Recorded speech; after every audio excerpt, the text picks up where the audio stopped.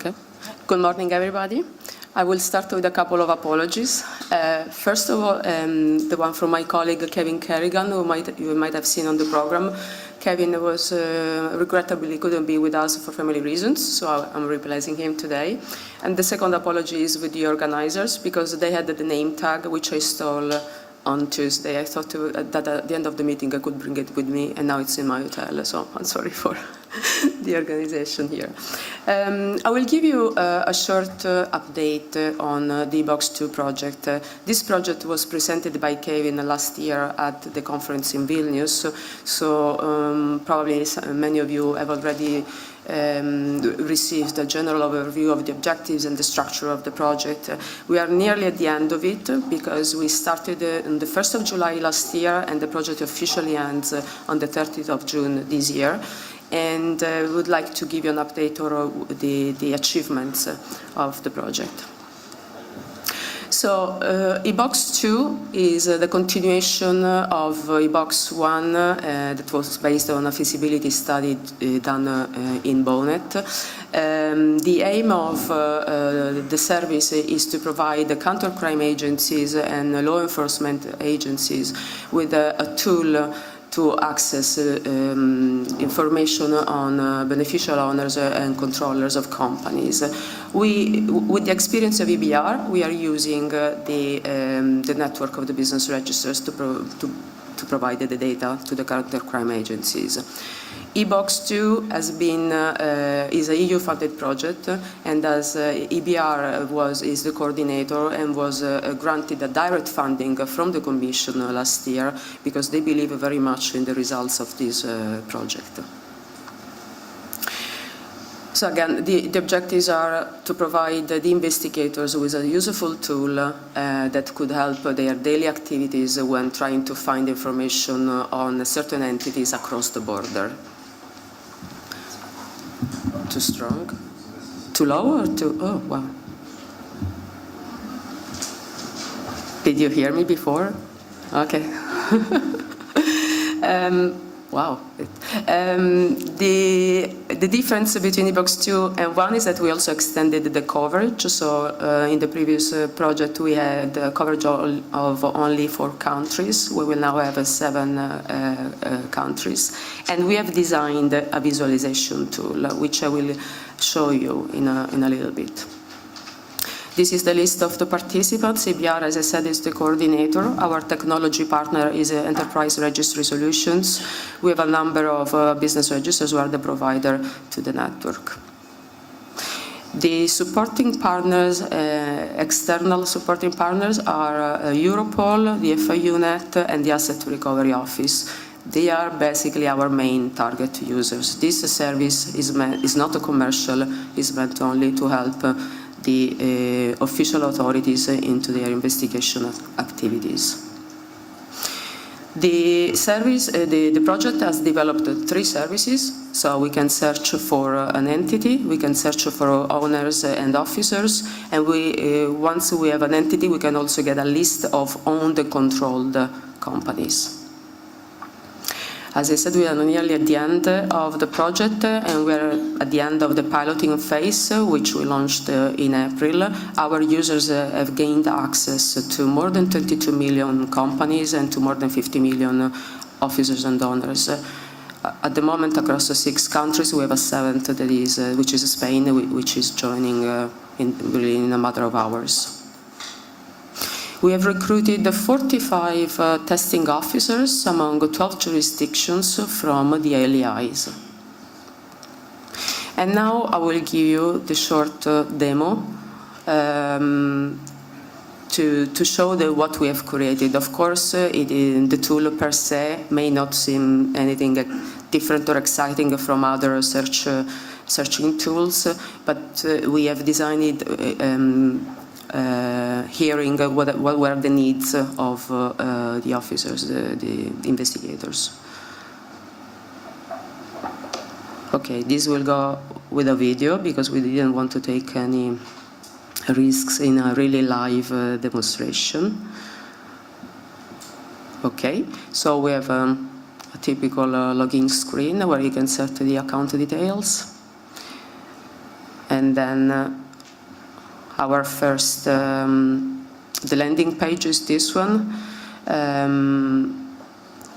It's possible to make a new search, to open a search that we saved previously, to export the data, to save a graph, or print, or close the search. We now show you how a new search would work.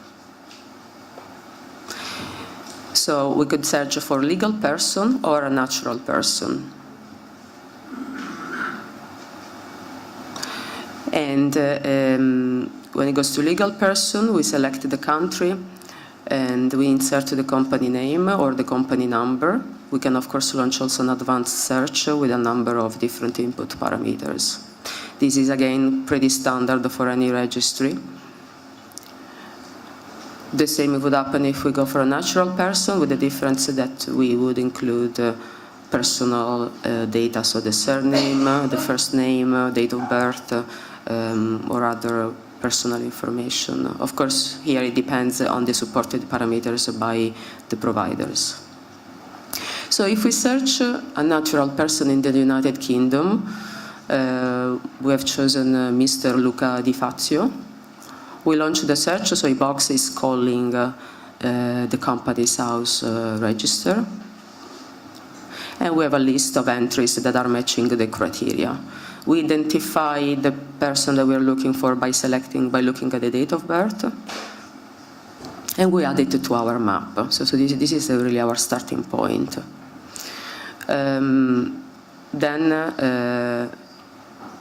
With the mouse roll over, we see the basic information from this person and also the searches that we can do. Here we will look at what companies this person is owning or controlling in the UK.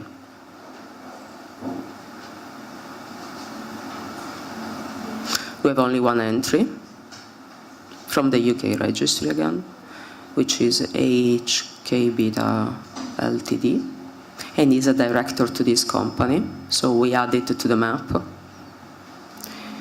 And then we do another search. We want to search Luca Di Fazio in Italy, so we change registry.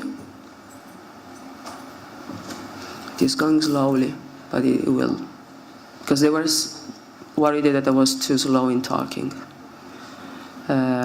So we are now moving to Italia Registry, to Infocamere, and we are searching for Luca Di Fazio. There is a number of entry. Again, we look at the date of birth, and they have also the nationality number there, which is, of course, different from the identification number of the UK.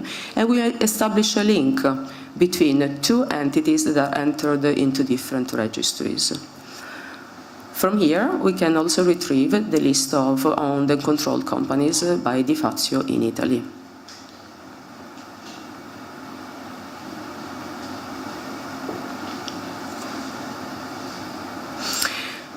Again, we have a list of relationship types and in different companies.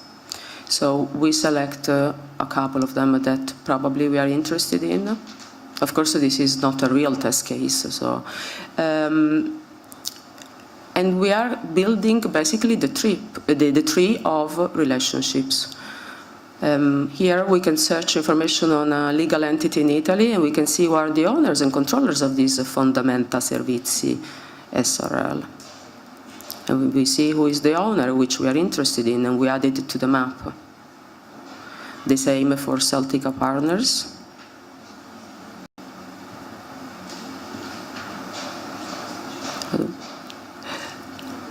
And we have also the start and end date of the relationships, so we can also have historical data. We see also when a relationship has ended.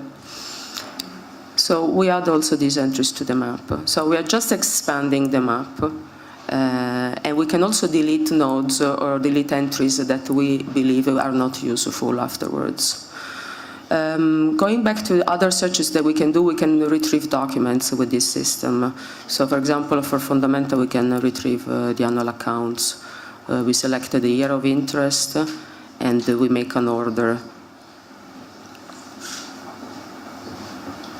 the documents are delivered by email, so you insert the email, a reference number, and they will be delivered in a few minutes.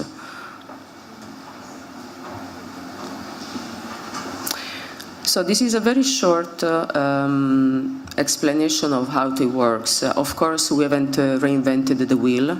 I would say that the difference is that if you recall the presentations of yesterday from Global Witness on the UK Bureau Registry, they can build the relationship trees within the UK, while eBox can help the investigators to build the relationship trees across the border. So this is the aim. To this, I could have added Romania, Spain, Ireland, Estonia, and Latvia, who are at the moment the countries online.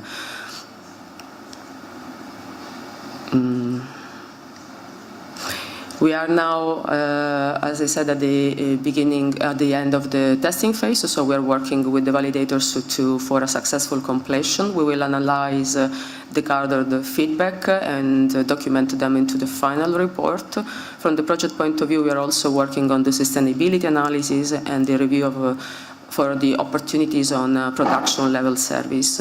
We are looking with great interest at the development of the BO registries, because we believe that such a service should connect also at the BO registries once they will be available online, depending of course on the conditions of access.